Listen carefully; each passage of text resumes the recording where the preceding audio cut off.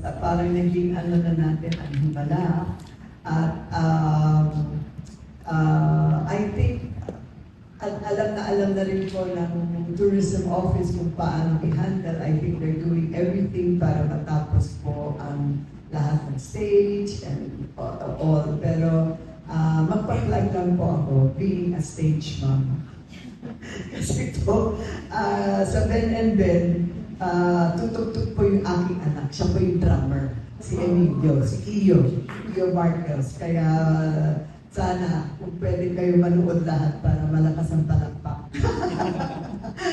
Pero of course, Ben and Ben is quite a popular group, no? So, and I'm proud naman na my son is part of that group. So we have also different features. We have 2 days today, this time. We have December 5 with Ben and Ben. We have December 6 with Maki and Have Abi.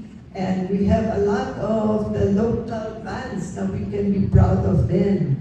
Meron din po tayong the usual, meron po tayong fire dancers, may mga local DJs din na magagaling. So I think it's about time na to usher in the holidays. And also, meron din po tayong mga iba-ibang, meron po tayong BYD na 4x4 na ita-test drive sa buhangin.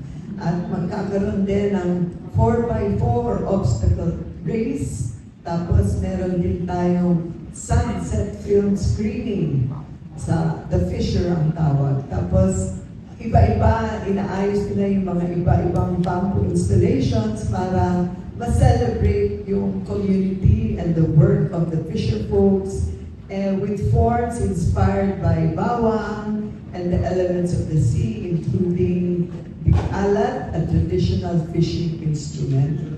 And of course, the tickets are available sa Provincial Treasury Office. Meron din po for the residents dun po sa Provincial Treasury Office and sa SM tickets sa mga non-residents.